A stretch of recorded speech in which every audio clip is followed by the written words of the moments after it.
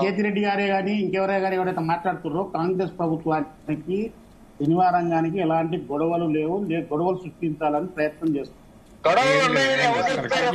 గొడవలు సృష్టించేది ఎవరు అనేది ఇక్కడ ప్రశ్న.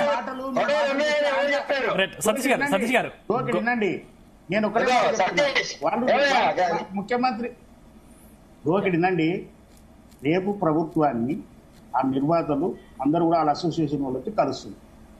వాళ్ళు ఏమని రిప్రజెంటేషన్ ఇస్తారు రేపు తెలుస్తారు. అంతేకాని ఎందుకంటే ఆబ్జెక్ట్ లేకుండా సీఎం అపాయింట్మెంట్ ఇచ్చేసారా? కాదండి సార్, ఆబ్జెక్ట్ లేకుండా సీఎం అపాయింట్మెంట్ ఇచ్చేసారా?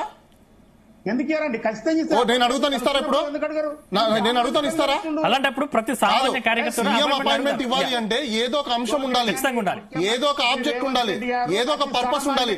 ఏం పర్పస్ లేకుండా సినిమా ఇండస్ట్రీకి ఎవరు అడిగితే వాళ్ళని అపాయింట్మెంట్ ఇచ్చేస్తారా? ఇంకోసారి ఇక్కడ వినండి, మా ముఖ్యమంత్రి రేవంత్ రెడ్డి గారు సామాన్య వ్యక్తి పోయి కలిస్తే కూడా అపాయింట్మెంట్ ఇస్తుండండి. కేతిరెడ్డి గారు కేతిరెడ్డి గారు మీరు నోట్ దిస్ పాయింట్ అండి. ఇప్పుడు ఆయన కాంగ్రెస్ పార్టీ నుంచి ఆయన రిప్రజెంటేషన్ చేస్తున్నారు. సీఎం గారు ఎవరికి అడిగినా అపాయింట్మెంట్ ఇస్తారంట. మీరు ఒక మెయిల్ పెట్టండి. ఇస్తాడు. విజయేందర్ రెడ్డి గారు లెటర్ ఏదో ఇవ్వాలి సీఎం కి అని చెప్పారు కదా మొన్న ప్రెస్ మీట్ లో. ఎగ్జిక్యూటివ్ ఓకే అని చెప్పారు కదా. విజయేందర్ రెడ్డి గారు నేను రేవంత్ రెడ్డి గారు మేమెవరో కాంగ్రెస్ కి వ్యతిరేకం కాదు, మేమంతా కాంగ్రెస్ ప్రచారం చేస్తున్నాడా? హలో, ఎవరు చేస్తున్నారు? రేవంత్ రెడ్డి గారు అపాయింట్మెంట్ చెప్తున్నారు. ప్రతి వ్యక్తికి ఇస్తాడు. సార్, ఏ సీఎం అయినా ఆబ్జెక్ట్ లేకుండా అపాయింట్మెంట్ అనేది ఇవ్వరు. ఖచ్చితంగా వాళ్ళకి చీఫ్ సెక్రటరీ కావచ్చు, పిఎల్. సార్, మీకు తెలిస్తే చెప్పండి, లేదు అనుకుంటే మాత్రం దయచేసి ప్రజల్ని మాత్రం అనవసరంగా రాంగ్ డైరెక్షన్ తీసుకెళ్ళకండి. వాళ్ళకి అపాయింట్మెంట్ ఇవ్వాలంటే దానికి ఒక ప్రోటోకాల్ ఉంటది, అది తెలుసుకోండి. గవర్నమెంట్ లో ఆయన గవర్నమెంట్ సీఎం, మీలాగా నాలాగా లేకపోతే యాంకర్ లాగా లేకపోతే జగదీష్ రెడ్డి కాదు. ఓకే, సీఎం కి ఒక ప్రోటోకాల్ ఉంటది, దానికి ఖచ్చితంగా ఒక శాఖ ఉంటది.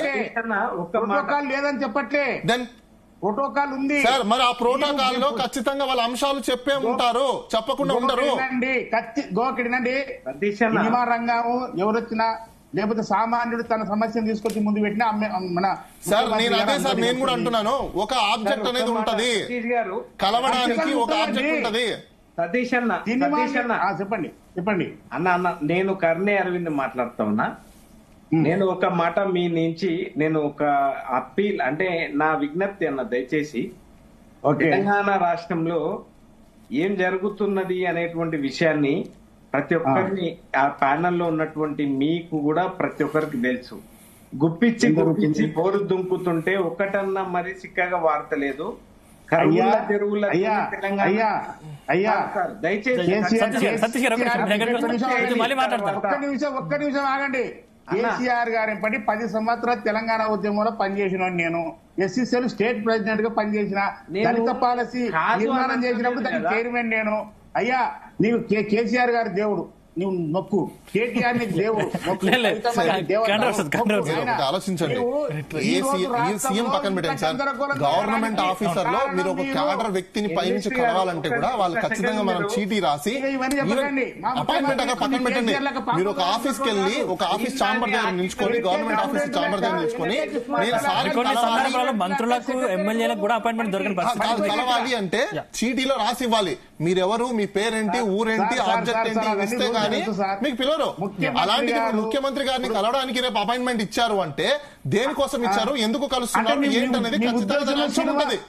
ఆ అంశం లేకుండా తెలంగాణ సినిమా రంగానికి సంబంధించిన మండలి వాళ్ళు పిఏ గారికి దరఖాస్తు పెట్టుకొని సీఎం సార్, నేను అనేది కూడా అదేనండి.